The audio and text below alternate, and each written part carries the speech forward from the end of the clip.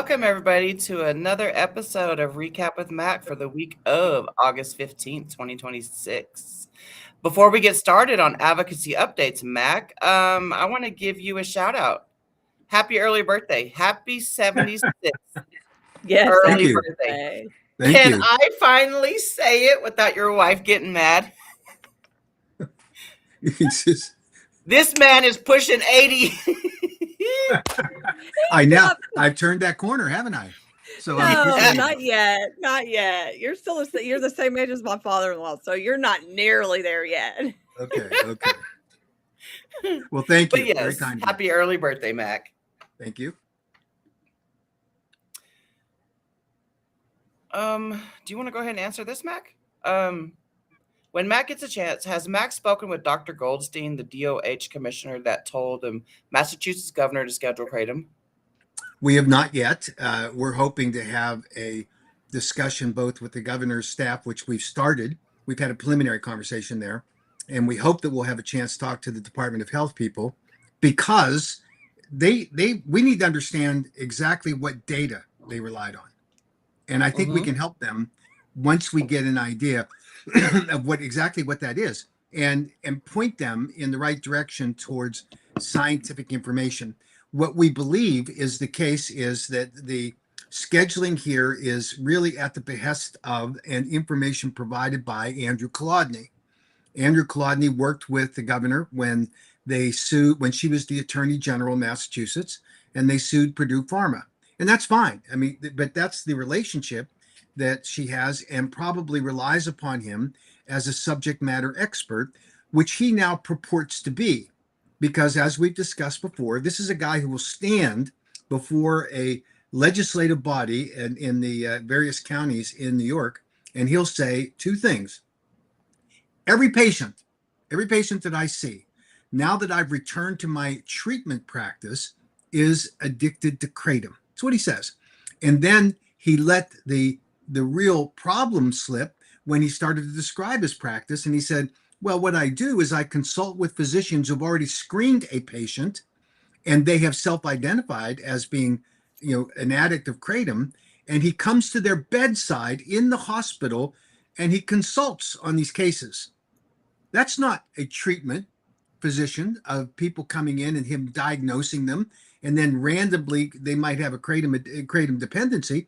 He's only seeing patients who have been pre-screened by other doctors who have self-identified. This guy, in my opinion, should be held in contempt by these legislative bodies, because he's deliberately misleading them. He can get the Senator Mike McKell Award for deceiving people in the legislature. I mean, this is bizarre, but I think that the governor probably relied on some advice from Dr. Kolodny. We're going to explore that further. Certainly, we think that we need to do everything we can to educate the policymakers in Massachusetts, but we're obviously going to have to litigate this matter, and that's really unfortunate because we're back in that game. But we did it in Florida, and we're successful. We've done it in Ohio partially, and we're successful. We're going to have to do it again, I think, here in Massachusetts, at least to get the attention of these public officials. Now, the legislature is an entirely different story. They had passed a Kratom Consumer Protection Act out of the House. It was in a conference committee, and the governor did not consult any of the legislators about this, as we've been able to tell so far. So more work to be done there, and people should just stand by. But this was something we did not anticipate, had no prior word on. They just jumped in, and there might be some of these governors are just reacting to this wave that now seems to be building of anti-kratom sentiment. And so we might see more of these, and we'll just have to stand by and deal with each one of them as they pop up. Sorry. Yeah. My dog's I barking. definitely wasn't expecting the Massachusetts. Well, I wasn't surprised, but it's just horrible. Like, I mean, all the board of health hearings that we've attended, we knew that this was there was a bigger picture going on. Yeah. What they were trying to do was there was like 350 board of health in Massachusetts. And what they were trying to do was get to at least half of those, so that when the bills go to state legislature, they could say, look, these Board of Health look at Kratom as a public health emergency, you know? Yeah. Exactly. And Yes, so exactly right. A year, every single week, if not one, multiple every week over a year. yeah, I over a was year. just, I feel so, I mean, I feel defeated, but at least we know we tried. We Yeah, definitely well, tried. we're gonna be in there fighting, and I think we have a better than decent chance of getting this reversed, either through the legislature or through litigation, where they're forced to listen to us and come to an agreement. So the other strategy, in my opinion, is they're trying to bleed the AKA dry of money. You know, they're trying to cut the head off the snake, or whatever, however you want to look at it. You know, they want to think that you guys are just gonna run out of money and just bend over and take it. You know. Yeah, well, that could happen, obviously, and Yeah. and that we rely upon consumers to help us and companies that have an interest in being regulated properly to help us. So we really need people to step up, because this is it's more significant than we saw in 2019. I'm sorry, 2016, because in 16 it was just the FDA not using good information to recommend the scheduling to the DEA, and they repeated that obviously in 2018. But today it's all over the country.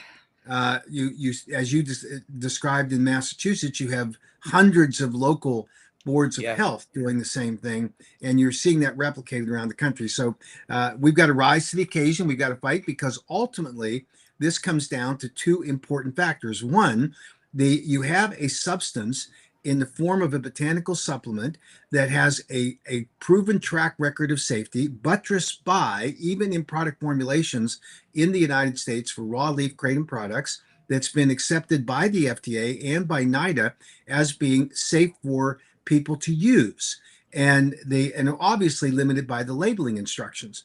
So I think that we need to take that platform and push it hard against these anti-kratom people that are saying, oh, kratom is addictive, that it kills people, and that it's an unsafe product. And we know that that is not true.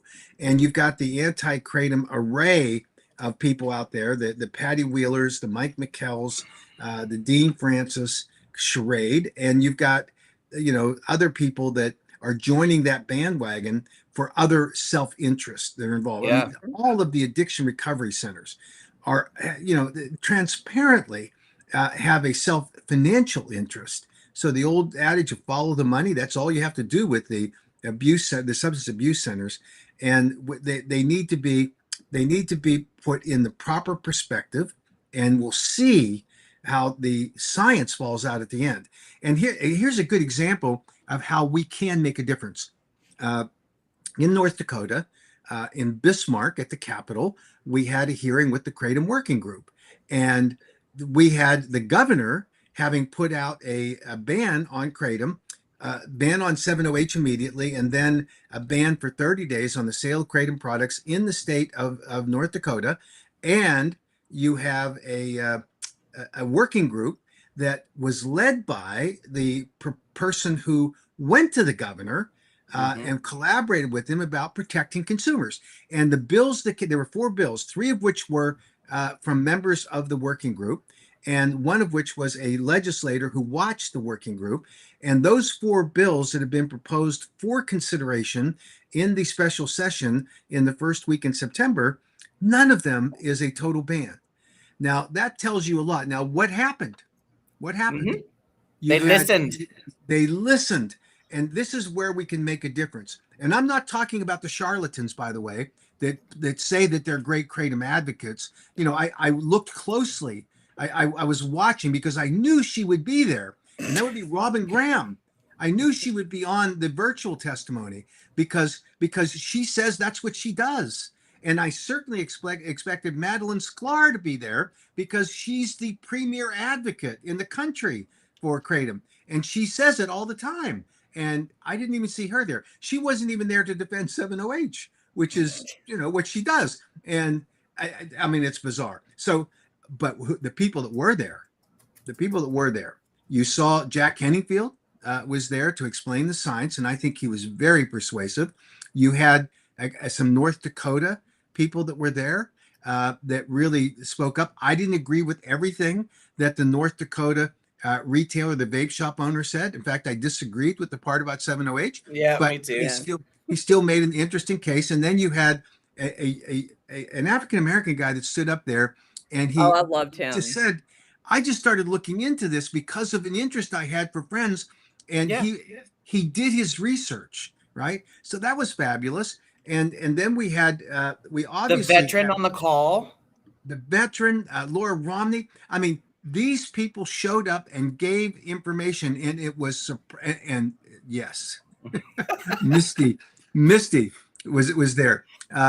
Sorry, I thought you were Madeline Sklar for a minute, Misty. And then I Ah, realized, hell no, wait a no. minute, that's Misty. Sorry, just a joke. So here it is. Here it is. And they're over there on their other podcast saying, oh, we got mistreated by Mac Haddo again. Well, here's more for you, Madeline. You are a scam artist in the Kratom community because, in my opinion, you are out there parading around as if you're the premier Kratom advocate, and you don't show up anywhere, and you undermine virtually everything that we do along the way. So that's more fodder for them to beat up on Mac. Great, no problem. I can Don't take it. steal my advocacy. Don't steal Jen's advocacy. Don't steal Mac's advocacy.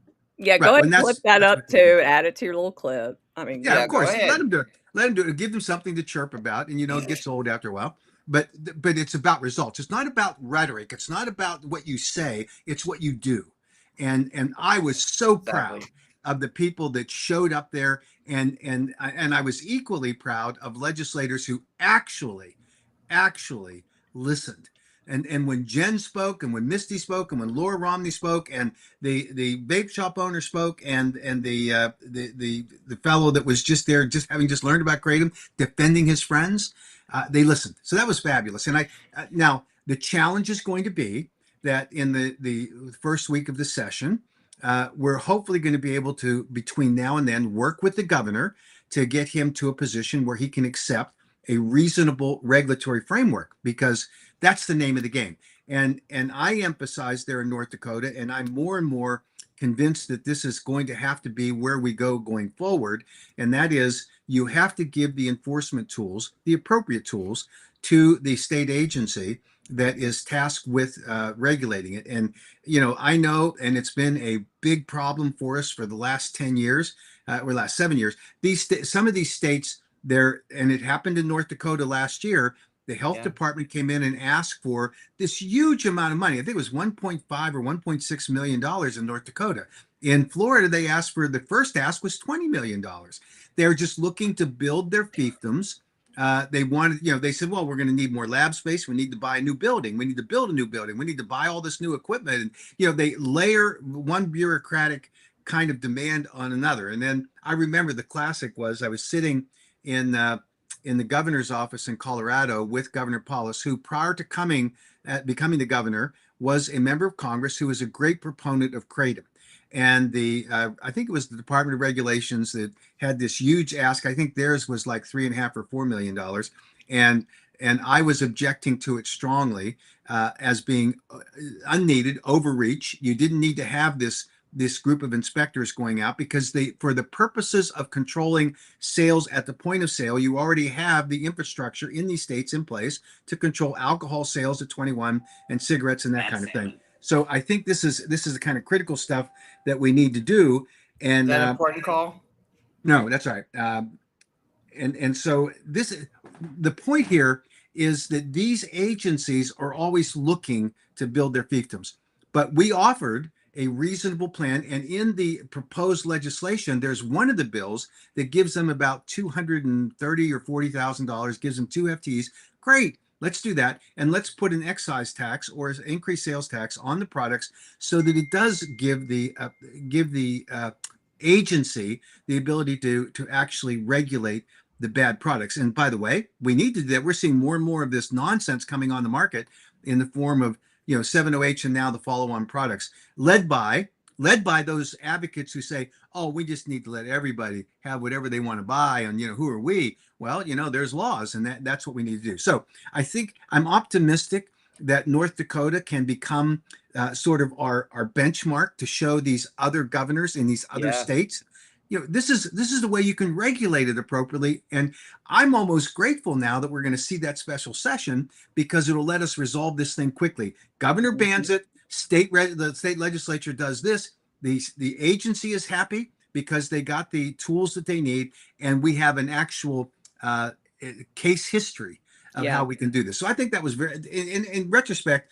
it's very good. It's not hard. I mean, it's not easy rather to get to the capital of North Dakota.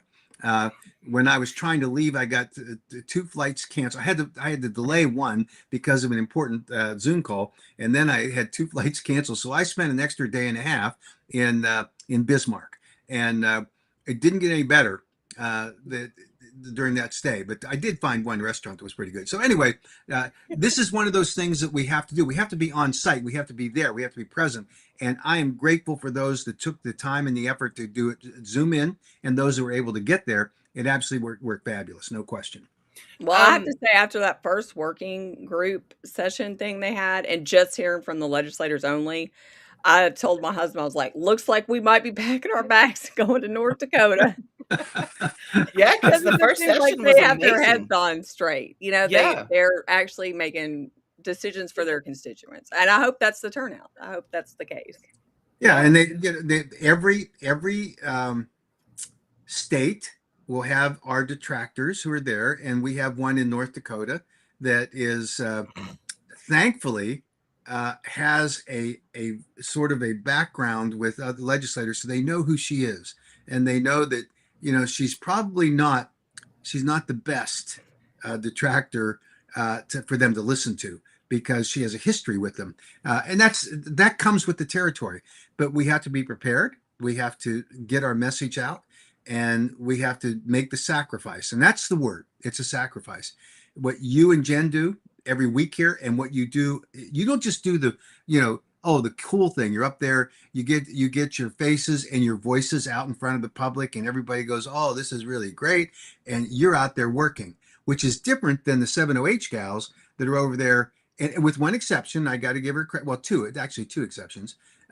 It's certainly not Madeline, and certainly not Robin. Robin, she somehow can't find her way out the front door, or to get on an internet call. She can do it for 7OH gals, but she can't do it for Kratom. But you got to give at least some credit to Amanda Rayner, because she showed up at a hearing. I don't agree with her at all. I know in my opinion, she's a pretty mean-spirited person when you read the comments in the social media posts. She's scary. Oh yeah. She's out there, but she showed up. So you got to give her credit, and Yeah. I think Winkle showed up, hey, thank you. At least get your voice heard, and if you have a different point of view, that's fine too. But bottom line is that their actions, I think, not the 7OH people threatened the access of every natural leaf kratom product consumer in America because of their behaviors, and their behaviors cannot be excused by anyone, including the 7OH gals, to say, oh, what's on the market now. So, we're not saying that what they did was right. Well, if the law says that you cannot enter the marketplace without a reasonable basis of safety under conditions of use, and demonstrably you did not follow that, then you are illegal. You have to be taken off the market. So whether it's taken off by statute or whether it's taken off under the Controlled Substances Act, that you earned that. You earned the designation. You earned the fact that you didn't submit science, and now they're actually buying into what Vince Sanders said from the beginning. Oh, we didn't do any science. We didn't bother with that, that stuff that you have to do to get on the market. We let consumers be our guinea pigs. And now the 7OH gals are actually buying into that. Oh, well, let's just these people are now hooked. Let's let them continue to buy it. Otherwise, if you prohibit it, they'll go to worse things. How about they come back to natural kratom leaf products? How about that? How about that? That's the solution. But And I can say the continued rhetoric and the hateful comments and just the whole, it's like they waste their entire day yeah, just going off on X and calling Mac names, and it's just Reddit. yeah, it's crazy. Like, dude, if they really, again, I know I say this every time, but it's like if they really thought that was just going to sit around on the shelves continued to be called kratom, and just, nobody was going to do anything about it until the AKA came along, and we deserve to all have kratom taken away for that. That's ridiculous. Yeah. And then go ahead. I'm sorry. I was going to say that all this blaming that they're doing now, saying, "Oh, this is because of AKA that did this." I grew up in Pittsburgh in a pretty rough neighborhood, and when someone came up to me and told me something that was a bald-faced lie, and it was frequent because I lived in that kind of a neighborhood where everybody was trying to juice you a little bit on something. At some point, you had to recognize the fact that a bald-faced lie, that whatever you're being told is being told to you by a bald-faced liar. So I'm going to say it. It's just flat out true. For Madeline Sklar or any of her people on her podcast to say that the AKA is responsible for any of these local, state, or the federal bans on kratom, or on they're coming up now. That's not true in the federal level, but it is on the state and local levels, is not true. It's a bald-faced lie being told by bald-faced liars, because they need to say this. They need to say, "Oh, we got to blame them," because we can't blame the people that put these products in the market in the first place. And by the way, they're not new. And I hear this from Amanda Rayner all the time, and I have told her and explained to her a number of times, but she doesn't care about the truth. But we fought back on kratom extract that were inappropriately marketed and formulated. We did from 2019 said you cannot use any of the solvents that you design and then build an extract on unless it's an FDA approved food grade solvent, right? That's what we said from 2019. We fought against these chemically manipulated and juiced up extracts. And those extracts, by the way, are responsible, in my opinion, for the deaths that we're hearing about that were kratom only prior to 7-OH. And guess who was making those juiced up kratom extracts? Same people are making 7-OH. Yep. They just found a better formula. And you know what happened when the 7-OH people came on? All the juiced up extracts kind of went away. Yep. So I hardly hear anything about extracts anymore. Ever. Oh. Ever. You'll hear the 7-OH guys, the gals, they sit there and they say, "Well, why wasn't Matt complaining about the extracts? Why didn't we hear that?" What are you talking about? I mean, we devised the KCPA around the foundational principle that we recognized that 7-OH was a problem. We limited to no greater than 2% of the overall fraction of the alkaloids in the product, and we limited extracts to use FDA-approved food-grade extracts. And here's the problem. When they use these very powerful industrial-grade chemicals to extract in a very high dose level metrogenine, there's also other things at play in the artifacts and in the sort of the interactions that occur with those solvents. We don't know what all they are, but when a medical examiner or coroner does a tox screen, they're not testing for any of that. Mm-hmm. They're just looking at metrogenine. And what they found is so this is the question. Can you take a product, a kratom product, and 4 days later have a 3,200 or a 4,000 or a 5,000 nanograms per milliliter level of kratom metrogenine in your system? No, you can't. You were using and consuming a juiced up kratom product that should have been illegal, was illegal in the states that they'd adopted our KCPAs. But the people that are the imposters in all of this are those that are sitting around, and it's not just the 7-OH gals, by the way. It's a lot of other people who believe their nonsense. Anybody that supports 7-OH at this point, anybody that supports 7-OH at this point is the imposter.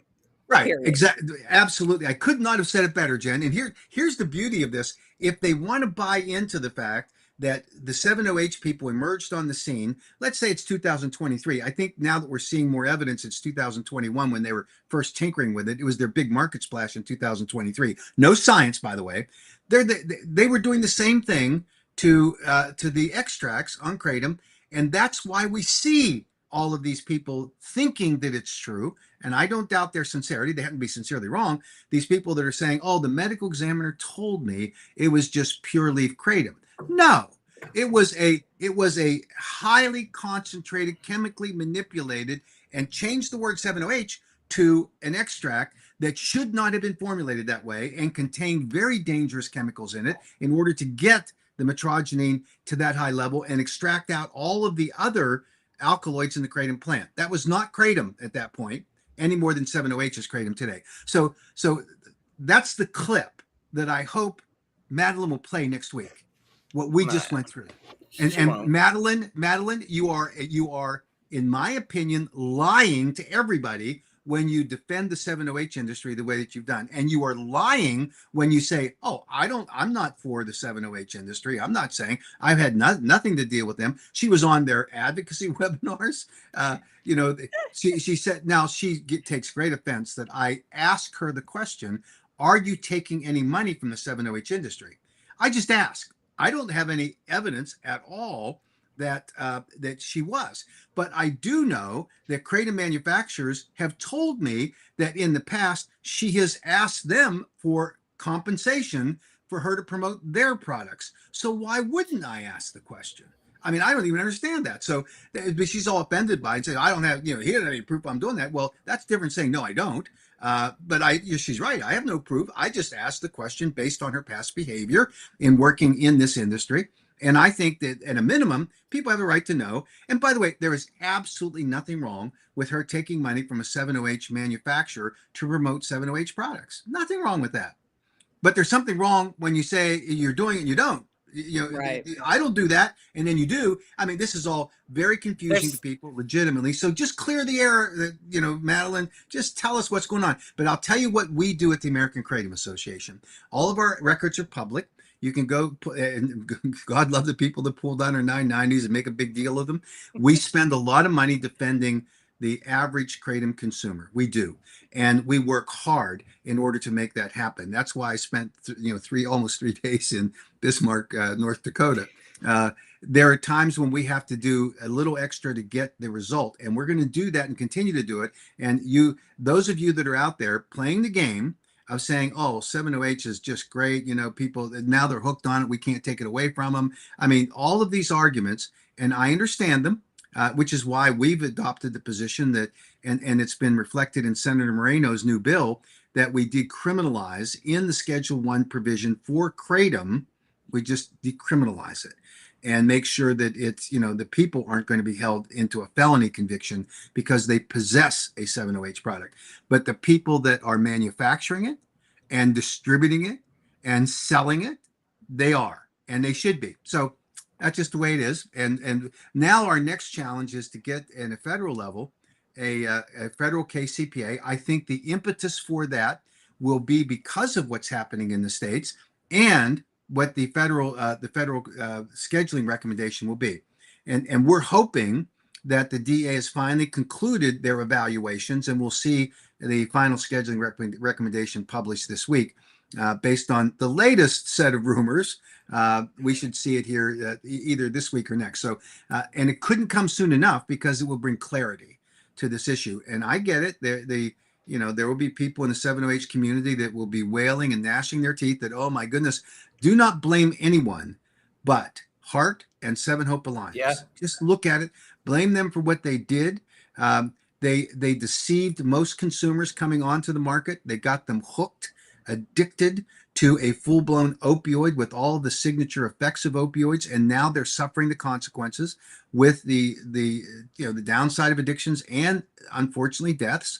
And that's going to have to be on their heads, not on ours, who are saying, now you've got to remove those products that are doing those things so they can't continue to bring more people in. And so I think that's the bottom line. What about, I know that there was a couple people that reached out to me about the Congress bill, I guess that was introduced. Mm-hmm. Senator Moreno's bill? Yes, Yeah. that one.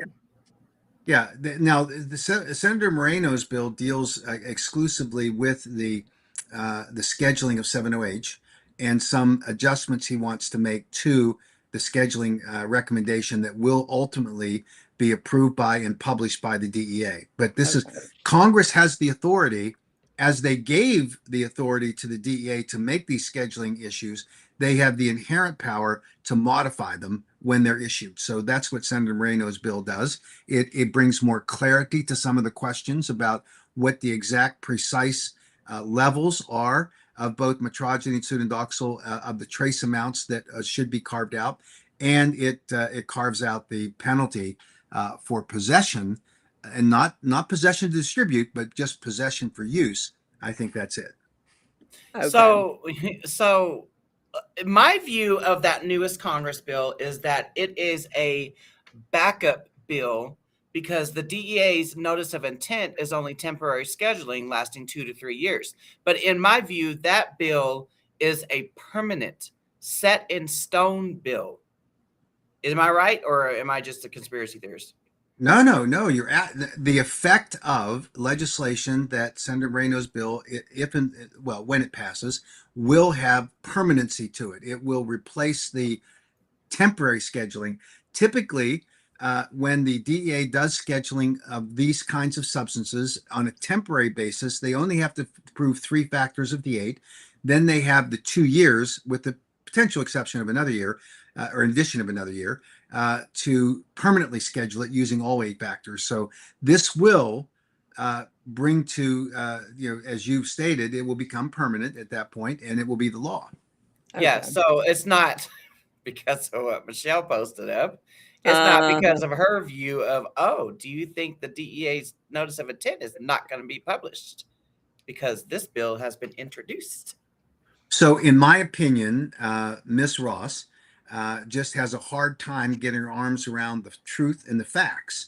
She's so biased by her efforts on behalf of the Seven Hope Alliance. And this was one where she was predicting months out this would never happen. This was just a pipe dream by the AKA. And then it got more intense when she realized that, the reality is going to set in, and all of her advocacy for 7-OH was going to come back and bite her hard. It has. And it is not because of her, by the way, but because of the people that had hired her to advocate in their behalf. Those are the companies that are responsible for the hellacious problem that are confronted by many 7-OH addicts today, because they sold them a full-blown opioid as it were a kratom product. And all of the arguments that Michelle Ross has made, and Jackie Subek and others, Jeff Smith, all of those require them to twist and contort the facts so hard in order to get to a conclusion that it's just not recognizable in a public policy perspective. These legislators want the truth, and the truth is out there, obvious for everyone right now on the federal level, that 7-OH needs to be scheduled. It has all of the criteria that are required for the temporary scheduling because of its chemical reformulation. And that's the distinction that's anybody necessary. that's living in the real world that can That see world. that. That Anybody world. that's living in the real world and seeing the real life things that are happening can see that. Anybody Yeah, that doesn't have their heads fogged up with 7-OH chemical soup. Yeah. Yeah, that's part of the tragedy, is that deception started with these companies calling it kratom. Yeah. And then they started saying, but it's the same as kratom. And that's where Miss Ross got into this. Don't you understand that kratom gets converted into metrogeny gets converted into 7-OH in the gut? Well, actually, no, that's not an accurate characterization. It does at very low levels, so that you never get blood levels and blood plasma levels that match or even come close to the artificial, synthetic, chemically manipulated, whatever word you attach to it, 7-OH products, because that hits your. Now, again, they realized right up front that this was a problem, because if they just take 7-OH, your liver goes in full-blown attack crisis mode fighting it. Kratom, it just naturally metabolizes it right over time, and 7-OH was a problem. So what did they do? They bypassed the liver. They went right to sublingual and chewable tablets. Goes right to crosses the blood-brain barrier. Listen to me, blood-brain barrier. I still got this tooth that I'm working on. That's going to be replaced soon. And that's not the only reason. I'm blaming the tooth. It's actually because I'm old and decrepit. No. But bottom line is it crosses the blood brain barrier and it hits you like a opioid does. And the interesting thing that, and this gets really wonky, but Dr. McCurdy describes this very well, and he went through this process down at the international conference in February, that when you have a natural kratom leaf product, metrogene actually competes with the 7-OH on the mu opioid receptor. So it's creating almost a braking mechanism. And when you don't have any metrogene or you have such low levels, there ain't no break, right? It just zooms through, goes right to the sectors of your brain that cause that euphoric high and that get you into respiratory suppression. And Misty, I got to tell you, you are dead right when you point out to people that naloxone isn't going to impact natural kratom leaf at all because it doesn't get to that sector of the brain. Right. And if someone is saying, if they're saying to Dr. Andrew Kolodny, oh, I'm addicted to natural kratom leaf, and he slaps them with naloxone, that's almost malpractice because you don't need naloxone. It's not going to do anything for you. You're wasting a good dose. You absolutely are. And then he slaps them on, oh, I don't know, Suboxone. I mean, give me a break. I cannot deal with that. I tell clinicians all the time, especially over there on LinkedIn, I'm like, putting somebody on Suboxone for kratom is like shooting a squirrel with an elephant gun. Yeah. You're putting somebody on a partial opioid that fully binds, honestly. You're putting them on that for food. Yeah. That does not, I can't like, do you do the same thing for somebody who's addicted to coffee? Yeah. Yeah, absolutely right. So just to recap where we've been here, we know that North Dakota is headed in a pretty good trajectory right now.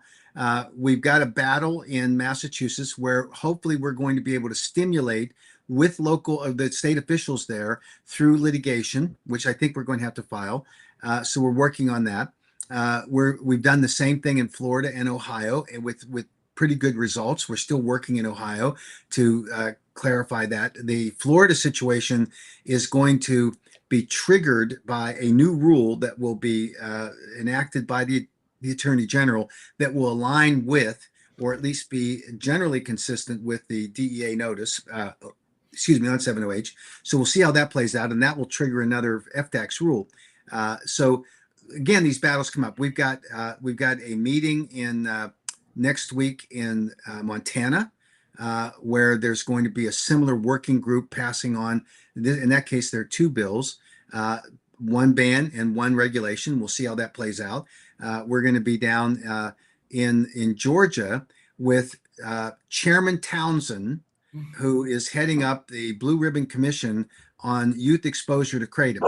And I thought it was interesting that the chairman, who is supposed to be overseeing a Blue Ribbon Commission, whom you think would see the responsibility of being somewhat, balanced, is now putting out anti-kratom stuff on his Facebook page. I mean, so I'm on the agenda to testify down there in Brunswick, Georgia.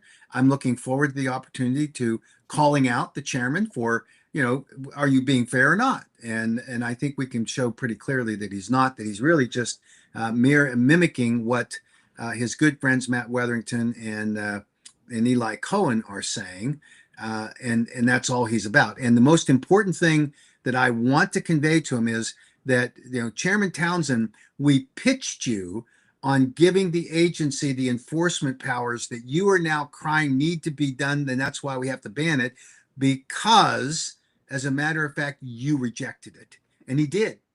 He's the one that said that we couldn't have those enforcement powers because that wasn't what he was about. He was just helping out his friends in the trial lawyers group with Matt Wetherington and Eli Cohen there. So that was ridiculous, but that's the way it is. So we've got that to deal with. We're continuing to work with the California people to see if we can get some kind of resolution. If, and this is a big if, the FDA does what they say they were going to do following the scheduling recommendation being formally published on 7-OH, there was an understanding that there would be a correction to the FDA's website that would clarify some of the misimpressions that are the basis for the state of California and other jurisdictions that are using that as and that includes Ohio and New Mexico and a bunch of others. So this is something that we just have to fight back on, and the FDA will hopefully make those changes so that it gives us the tool to go in there and explain to legislators that the FDA simply used bad language in order to get to a result that confused people, and the confusion is the basis for it. And even if the FDA were used their authority or intended to say what they said, they did not go through the Administrative Procedures Act requirements for publishing a final rule that could be relied upon by anyone, including a state or a local health agency on this. So, I mean, that's we got lots of challenges out there, and we just have to keep fighting, because this is a war that we're in, and it is a greater magnitude, I think, than what we saw in 2016, because the battlefield is larger. And it requires more time, effort, money. It requires more advocates, and we have lots of places to be. And we just need to rise to the occasion. So every Kratom advocate needs to step up and help in that real way. Kratom advocate. Real Kratom advocates. Not just somebody who's sitting around having a little gossiping circle and well, they're not stepping up anyway. Thinking that legislators are going to sit there and watch live streams like that. Yeah, no, it ain't going to happen. You move the legislation needle by being proactive, by having boots on the ground, gather up your troops, just like Laura, Jen, and I, we're going to do like a little advocacy training type webinar, pretty soon, because these state legislatures are about to be on and popping once again. Yes, no question about it. Exactly, Heidi. Dr. Heidi, in with that, we will rise. Yeah. I have this question for you, Cassell. She said, "What are you doing, John?" Sorry, I'm sorry. Wish I could get Arkansas on board with regulating kratom. I am doing everything I can to get the bill back on the pre-files in November. What advice do you have for that? So one thing that will help, we obviously want to be back there. Our problem is with the governor. The governor shut us down after it had passed the Senate last time. So we really need to move the needle with her. One thing that will help, and it's an effort that we're really examining closely, is to challenge the decision in Wisconsin by the Controlled Substances Board to call all kratom illegal. We want them to go back and limit it just to 7-OH based on what the feds do. And here's the interesting thing. Most states have a provision that says the state law will mirror what the federal regulations, Controlled Substances Board substances are. That may be our pathway in for there to be a serious reexamination, and maybe the governor will be interested in looking at that position to see how it plays out. So that's some work we have to do. I know that the latest example of where Arkansas popped into the news was that pro basketball player that got stopped on a traffic stop, and they found kratom in his car, and he pled with them that kratom was legal. They nailed him with a felony charge, and then a short time later, he's dead. And it's because of an overdose of cocaine and heroin, but maybe it was the kratom that was helping him with some equilibrium there. And that's tragic, but maybe that's a lesson that the Arkansas officials and the governor can take away from that unfortunate circumstance. It was like, for weeks there, we were fighting with everybody in the comment sections about, them coming to the conclusion that it was kratom. Yeah, it was just alluding. It was just all alluding to it was kratom. And it's like, this poor kid, I mean, he passed like not even 2 days ago, and there's people just posting about this story. Right. It's like, it's like, I can't help but to think that either one, kratom was helping him because he was already suffering through heroin and cocaine addiction. Kratom was probably helping him for that. Or for two, he was taking kratom for his basketball injuries. You know?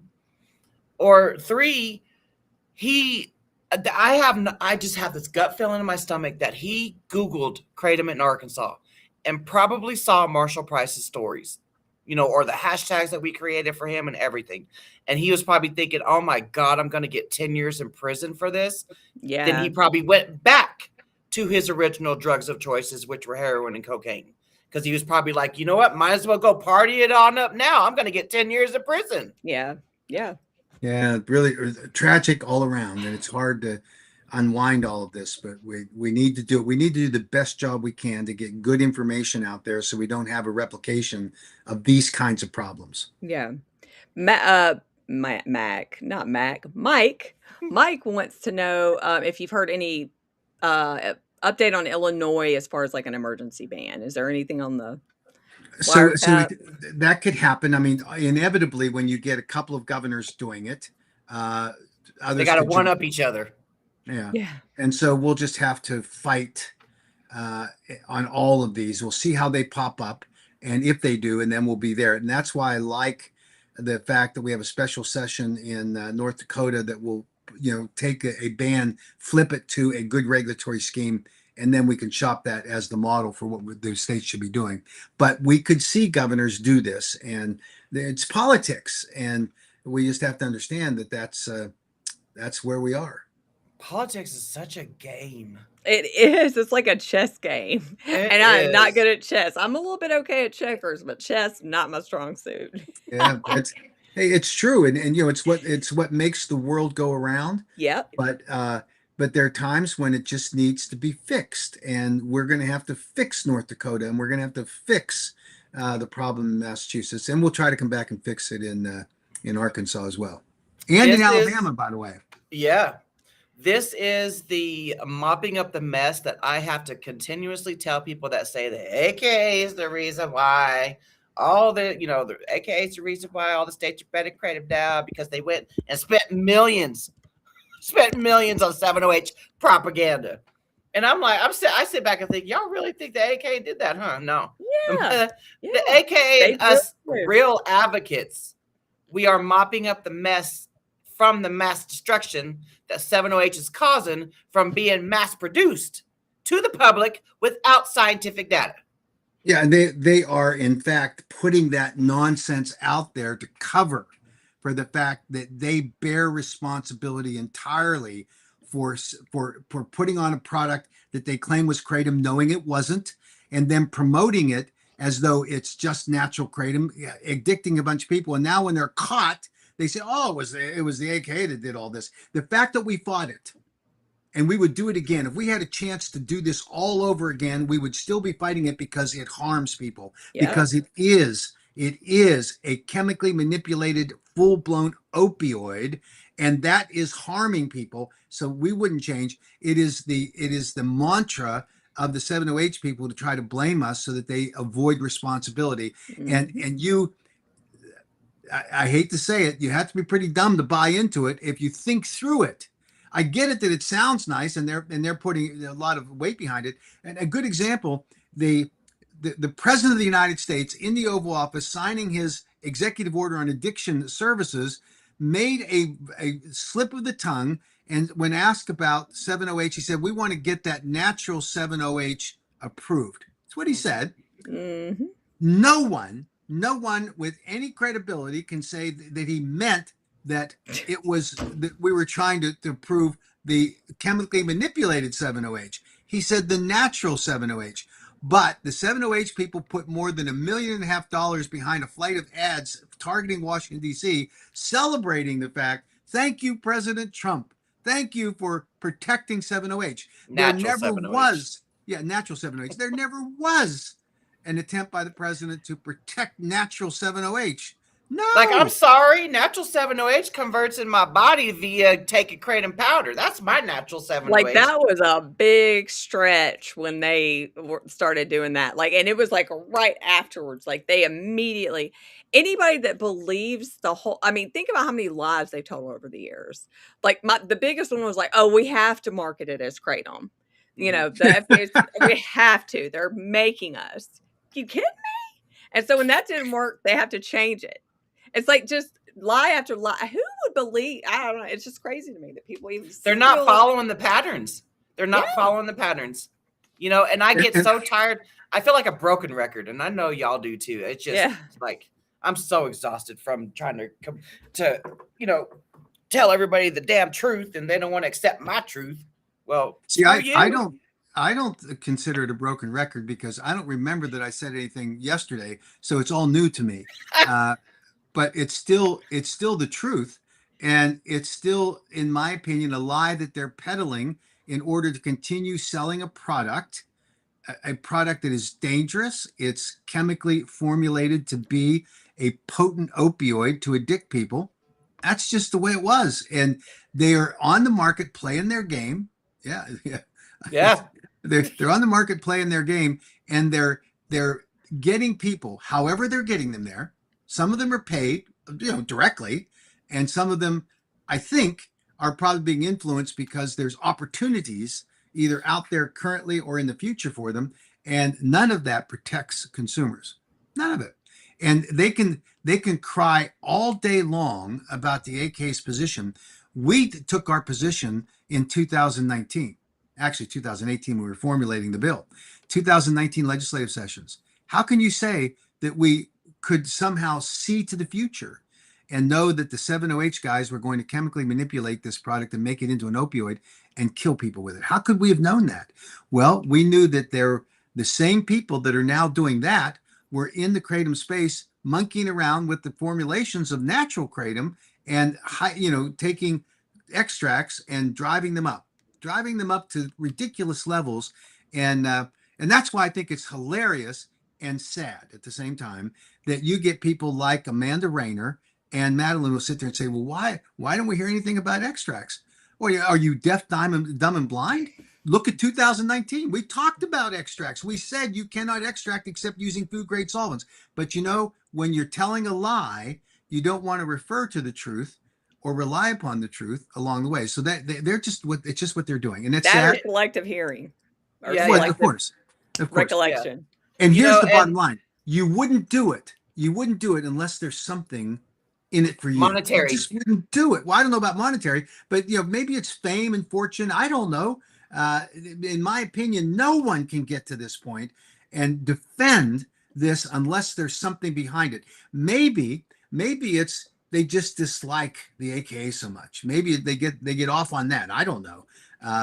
I know that it's tragic because whatever the motivations are, and whatever led them to this trough of drinking the Kool-Aid of the 7-OH people, it's harming people. That's the bottom line. And it's doing something else. You want to know why they can't see it? Because they don't advocate. That's why they don't see it. Great point. Yeah. What they don't see is the harm that they're creating for every natural leaf kratom consumer because they have the confusion that they've injected into this particular problem. This is a great point about Lydecker study where they found commercial kratom products with 7-OH in them. And that's what led to our part of our concern on it. So absolutely right. Really? Oh, yeah. All the way back then? Yeah, in 2016, Dr. Lydecker published that study. We saw it, and that triggered let's get into this and make sure that we're not letting these 7-OH guys play these games. So I remember Dr. Jack Henningfield at that congressional briefing in June, talking about him up there dancing around the mic. I love that. Him talking about how he warned everybody way back when, but I didn't remember the date. Dr. McCurdy was on I can't remember what interview it was, but he was talking about 2021 or 2020. He had kind of had premonitions of it, so. Well, and there are things that all of us can look back on and say, if we had the crystal ball, would we have changed it? Would we have done things differently? And we would have not changed. We might have been more precise. Instead of saying no greater than 2%, we would have said in 2018 no more than 1 milligram per serving. Yeah. We had no idea that these people get out and play these games where they chemically manipulate rather than just tinker with it. But hey, it's where we are. And we're going to continue to fight. And all of the naysayers and the detractors and the people want to say, oh, it was AK's fault. They're wrong. And they're demonstrably wrong. And when they say it, they're just being dumb about it because they're listening to the people that are peddling this nonsense that don't have any basis to do so. And the same way that they deceived you when they introduced these products, they're deceiving you now with this creative narrative to try to make us seem like the bad guy.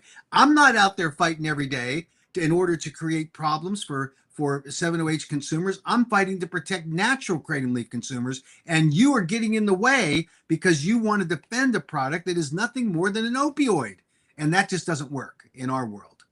That really irks me. How dare you call yourself a kratom advocate, and you're taking the same leaf that we're taking, but you're being blind to the fact that 7-OH is what's dragged us down.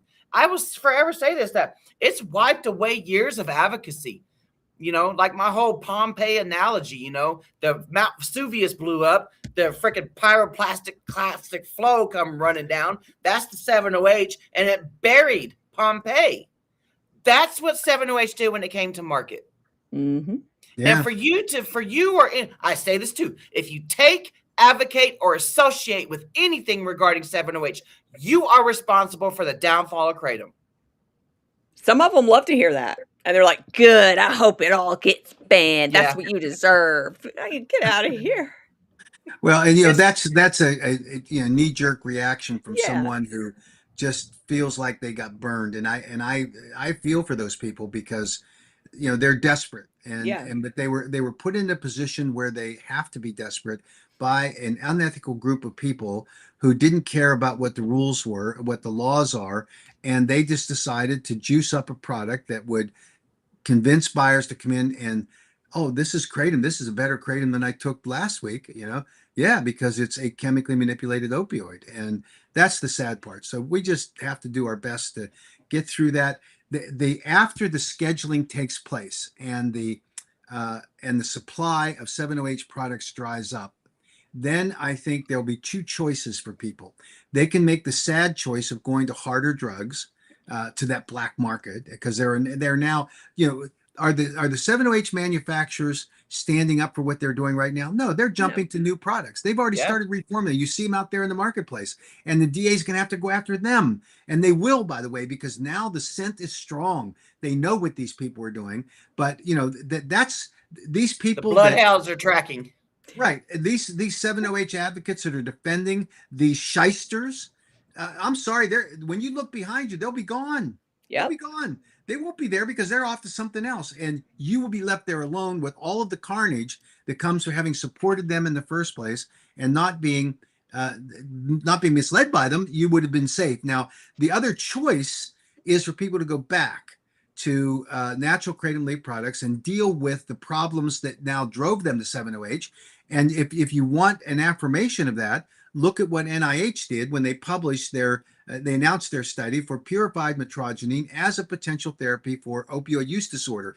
Kratom can do exactly what we've heard anecdotally for the past 5 or 6 years, that it actually helped people wean off of the opioids. There will be, if the NIH study is successful, the identification of a chemically formulated prescription grade metrogynine product that will be available specifically to that targeted area of opioid use disorder. But in the interim, while that's being studied and all the results are collected and submitted, the pathway off of 7-OH is back to natural kratom leaf products, and it won't backwards. be exactly. And that's where they need to be. And when they want a solution, that's it. And they need to be as responsible as they can be to make sure that they don't go out on the street and buy heroin and cocaine, because you end up like that pro basketball player. You'll overdose and you'll die. And by the way, the responsibility for that is on you. It's not on anything that anybody else said or did in the end, because you now know, you're educated enough to know that the 7-OH guys, is wherever they might be when the end of this comes, they're certainly not going to have your back, and you need to now take responsibility for your actions of what you're taking. 7-OH shot itself in the foot, in the hip, in the head, in the arm, in the elbow, in the kneecap. 7-OH did you wrong. The industry did you wrong. And I'm sorry that you got duped into it. I am so proud of my followers that have been able to walk backwards off of 7-OH. Just the other day, someone commented who said, apologized to me. She said that I am sorry that I even defended that industry. I had to get off of 7-OH. I'm back on, plain leaf powder now. I am sorry for what has happened, Yeah, and that I'm right sorry. there. I mean, I have respect for those people, and I have respect for the people. A lot of people here in the comments that come every day, every week, that are on the same side and see Mhm. what everything is happening, and they're not Well, being yeah, duped. You these know, are the real advocates in the comments. You right? got Deborah here, you got Jeff here, you got Super Fun Quiz Time, you got Chad, who's this dude? Oh, he's not. He's a 708er. Oh, no, you in the wrong conversation, buddy. Yeah, you came to the wrong channel, bud. You got, Heidi here. I'm You trying should to be write. over on the 7OH Gals podcast. Yeah. That's where you should be. Change the channels. Change the channel. Yeah. And then we got Connie. Connie has been fabulous in California. So has Regulate California now. I'm trying to give everybody a shout out. So I had a call yesterday that was I was getting off the plane, and I was switching planes in Minneapolis, and this woman called me, and she introduced herself. She's from Massachusetts, and she said, "Well, I know this is the press number." She had dug around and found my number, thinking I was the press guy, and she said, "Look, I've been a Kratom consumer. It saved my life, and I don't have a lot of money." She goes, "Well, I want to send you a little bit of money to help with this thing." I mean, what a fabulous thing for her to do, and she was magnificent. And I told her that, look, send me your contact information because we want to get help up there in Massachusetts. And she said, "I'll do whatever I can." So that's why we do what we do, right?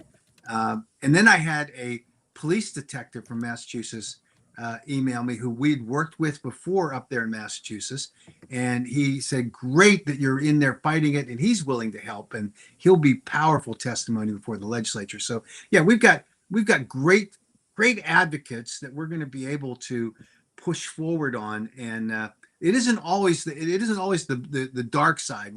We actually have won many more battles than we've lost, and we're going to continue to do. Yep. We have.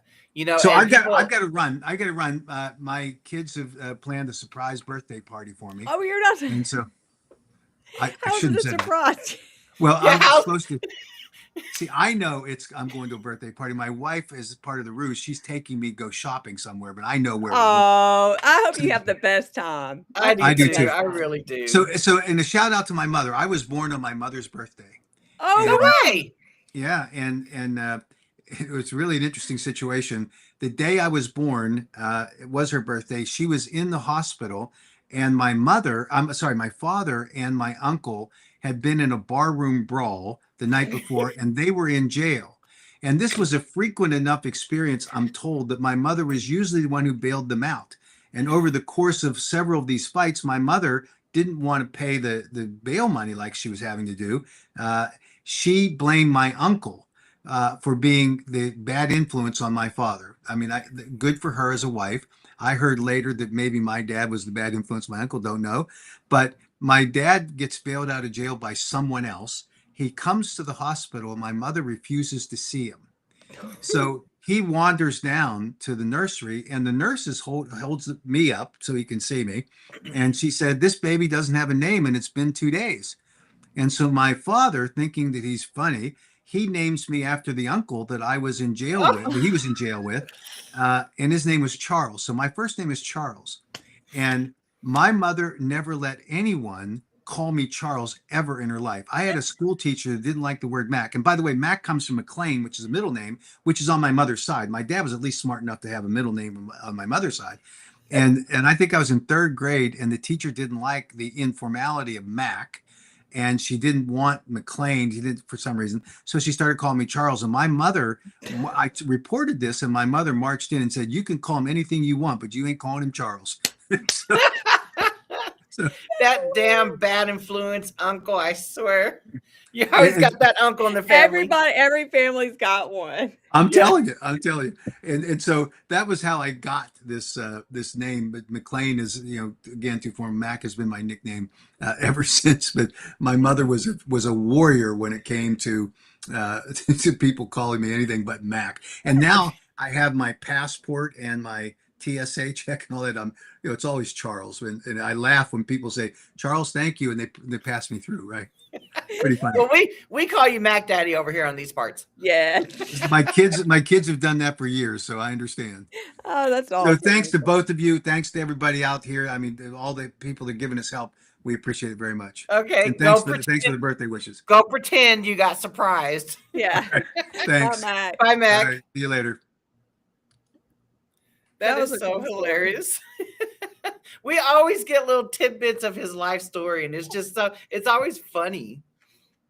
Whenever I hear somebody call him McLean, I think about Die Hard. Yes. You know that movie's like crawling through the Yes. vents. I love that movie. Those movies.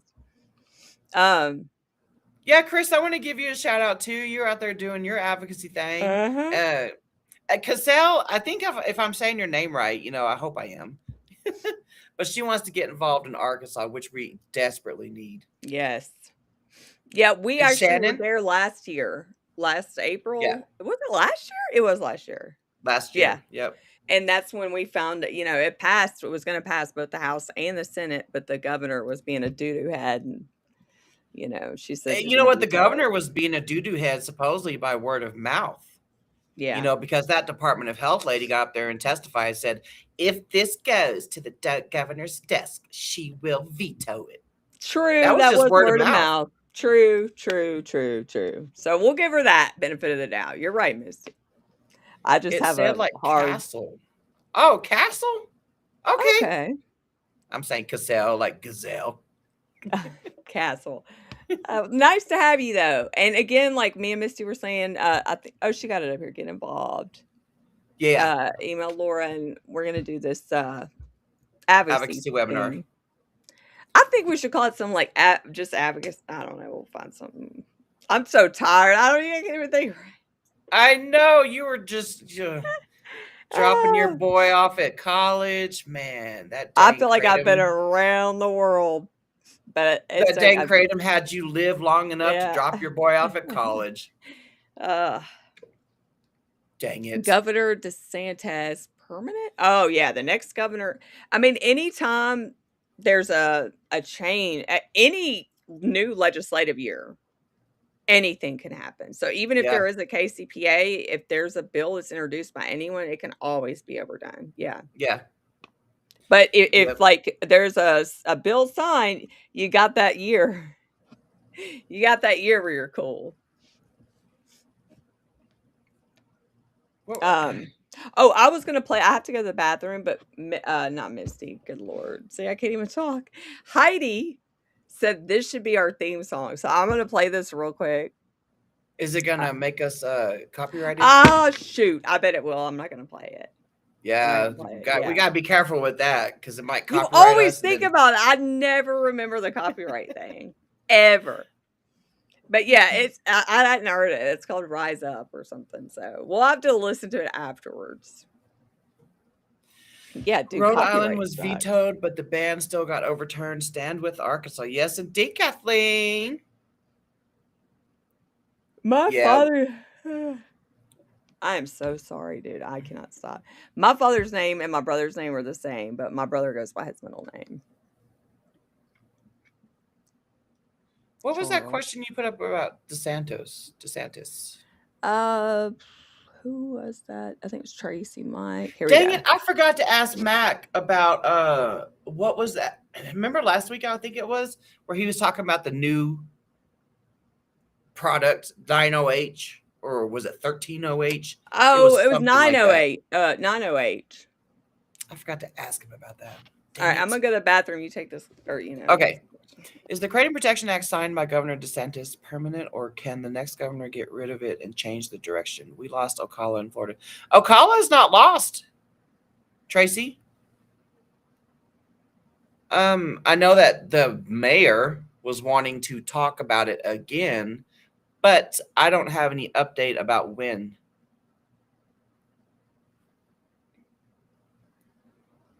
You need to link up with Kibby at Muddy Lotus Tea Bar. You need to link up with her. Go to that kava bar.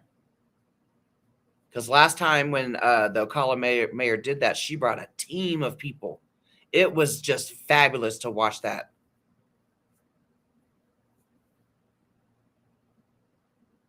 I know that when I went to Florida in February, it would have.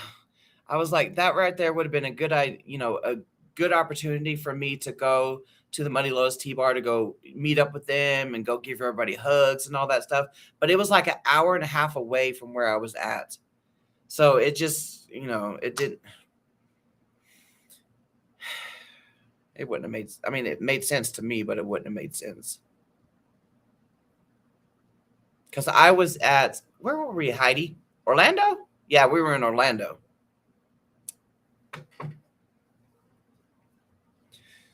I wasn't sure. Oh, let me just take that question down. I wasn't sure if it was binding via the Florida Congress, which would make it binding, I guess you'd say. Thanks. Muddy Lotus Tea Bar in Ocala. I was talking about Kibby. Oh, Kibby. Mm-hmm. Muddy Lotus Cava. Yeah, something like that. I don't know that. Let me pull it up. Yeah, Muddy Lotus. John McClane. Yeah, John McClane. That's his name. John McClane. I forgot. I was trying to think of his name earlier. Yeah, it's Muddy Lotus Tea Cava Bar. So if you're over there in Ocala, go visit there. Go see it. Man, they did such a phenomenal job when they got all the troops. They got all the troops to show up there at that Ocala meeting. This was what? Last year? Back, yeah. Or was it earlier this year? I don't. It might have been earlier. It might have been earlier this year. I don't know. I feel like it was last year. I'm gonna look that up in my photos. Yeah, yippee-ki-yay, motherfucker. Yeah. Now I want to watch it. I know. Like when Max said McClane, I was like, dude. Every time I hear that word, I'm like, I haven't watched that in a minute. I'd have to dig deep for that because I know it was a while ago. I love that we're doing this Saturday catch up too, because it's like that Congress letter. I know a lot of the anti people have been spewing like, oh, this is what they, it's like, so it's nice to have Matt come on and just explain and calm everybody down, because there's just so many people that just spread stuff. They don't even know what they're talking about, whether they have, intentions of doing that or not. Yeah. So I usually don't even get worried about it. Yeah, Tracy, they initially got the Ocala mayor to back down, but for some odd reason, just like a month or so ago, he brought it back up. He even did a whole Facebook video about it. Yeah, because some kid supposedly got a hold of it, and then it was just one of those hearsay things, and and then it just sparked the whole thing up. And I think that was just a bullshit. There was no kid, they got a hold of, and if they did, it was 7OH. From how they described it. Muddy Lover is a great name. That is actually a good name, but it's Muddy Lotus. They are such a vibe. If I had them, yeah, I didn't go. We didn't go, Heidi, either. But I thought about it. I was like, because it was like an hour and a half away from Orlando, and I was like, man, that would have been a good opportunity to go over there. Get my hug on. Is this Heidi? Is this the song? I can't play it, man. I really want to, because I did do like a screenshot and copy the link, but I think we get like copyright violations, and they'll make us like take the whole audio down from our freaking whole video. Yeah. If we were on TikTok live, we could play it anytime. Over there on TikTok, if you're on lives, you can play any song. It does not matter. They don't shut you down. Muddy Lover sounds like something that'd be on SpongeBob. I know, huh? Like a drink. Oh, goodness. Yeah, I want to check that out, though. Maybe we'll do it on our next TikTok Live. We need to do a TikTok Live instead of jumping on hijacking Jordan. I know. Jordan is phenomenal. I love Jordan. I love Jordan. I love him. And, you can feel his passion, especially with this BS after Massachusetts happened. We're all just fed up with it. We're all just fed up with it. Mac repeated many of the lyrics. Okay. Yeah, if anybody like I know it's not clickable, the link is not clickable on Facebook right now, but once the live stream is over, you'll be able to go click on Heidi's comment to listen to it. Our Yeah. theme song. I'm gonna listen to it after it's over. Yeah. Mel said she got a screenshot. Cool. Okay. But yeah, if you guys want to get involved with Yeah, you can say the name of the song. I think it's called Rise Up. is it by Andrea Day? Yes. Oh yeah, yeah. I love that song. Yes, yeah. Dude, I'm so stuck in like my oldies era or something. Like, I don't know. Is that a new girl, new person? I don't know. I just remember I actually did a couple TikToks with that song before. Did you? Okay. I think I know what song it is. I think if it's a TikTok, I always ask my kids, I'm like, is it a TikTok song? Yeah. I might know it then. Yeah, it's Andrea Day. Oh man, poor people in Massachusetts. I feel so bad for y'all. I do too, but you know what? We're not done. Shannon, if you're still here, we got your back. We got your Yeah. back. Like I said, continue copy and pasting the protectkratom.org/Massachusetts link. Yeah. You'd You know, be share surprised that how everywhere. much that helps. Like, you don't even realize how much social media stuff like that can help. Mhm. Not going off on people and talking shit on social media like them keyboard commandos do, but just spreading good information. You should You pull know? that up. You should pull that photo you did up. Hold on. It is good. It's good. So, like, all the yeah. It's recent the last few years. Okay. If it's on TikTok, I know. Let me bring this up. Yeah, I had ChatGPT because I'm so tired of like getting on X and seeing all these people dude, they're hateful. Mhm. They're hateful. They called hold on. Let me see. They told Misty how many times you've been dropped on your head, you moron, or something like Some that. crap like that. And I'm like, are you kidding?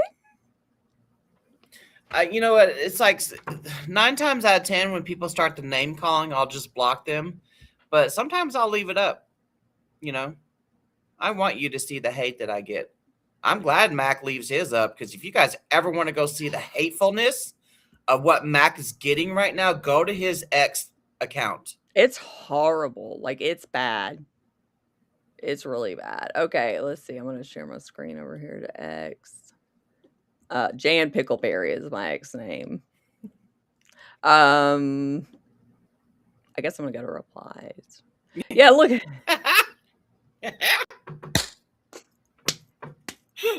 That's what I imagine now. Like, every time I hear him like, oh, you shot yourself in the foot. Yeah. Like, that's the dudes. Maybe they have more hair, though, because they haven't shaved in a minute. They're over there opioid raging big time. They shame themselves, dude. That's exactly what I'm saying. Yep, exactly. Regulate California now. You are absolutely correct. Nothing they say or do is going to get under my skin because, No. I take the higher road without being high. I mean, the arguing is one thing, but I mean, at the end of the day, the people that are arguing is literally never done shit to help the movement anyway. They've just literally sat there in that piece of shit old ass room like that, just talking crap or Probably whatever. in their mommy's basement. Right. Smell like the inside of a belly button. And so now they're like, I hope you lose Leaf. How many times so it's like, that's all but politics is always going to be in play. Like, that's just how stuff happens. Like, that is how laws get made. That's how they stay made. It sucks because politics totally sucks. But, as far as, the arguing, like, I'm tired of sitting back and not saying anything about Since you're on here, since you're on there, go back there. Go back there. Let's go read Mac's comments. Oh, okay. Not Mac's comments, but the replies that he's getting. Oh, dude, it's awful. Yeah. Hold on. Let's see. I'm sorry. I'm trying to. Okay, here we go.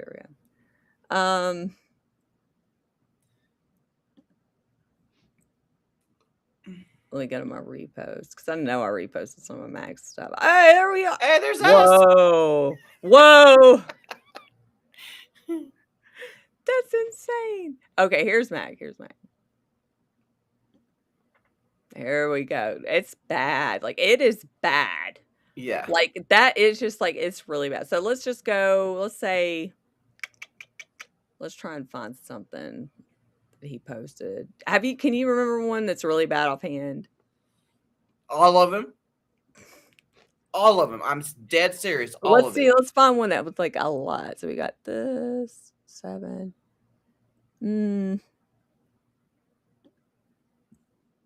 So 7. Okay, never mind. I may not have been the greatest. This has 16 comments. Why is I can't see all the comments? Right. I don't know. All right. It does this to me sometimes. I don't know if it's because I'm on the wrong. Here we go. Here we go.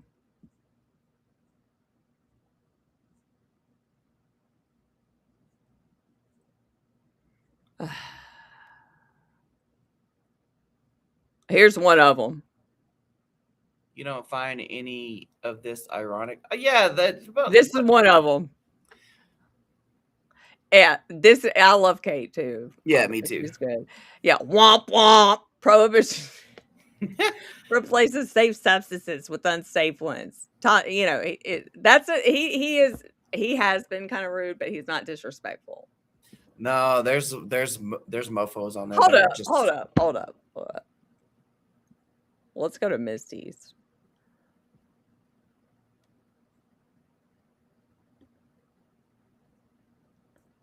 And then it's just, the X comments are reminding me of Facebook, where I don't even get notified when someone's commenting, so I have to physically go into my things. Yeah.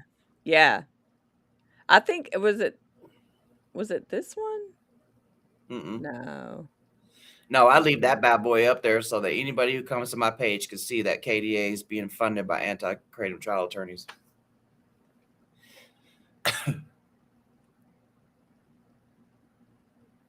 Man. Oh, okay. Here. They're all talking crap under Jordan's video. But you know what? Go back up. Let me read what I wrote. I'm going to read y'all what I wrote because I meant every word of it. From 2016 to 2025, there were no Kratom state bans after the initial 6. Since 7OH flooded the market in 2023, we've lost Louisiana, Connecticut, Kansas, Tennessee, Kentucky, North Dakota, and Massachusetts. Ohio's still up in the air, lost a fuck ton of cities and counties.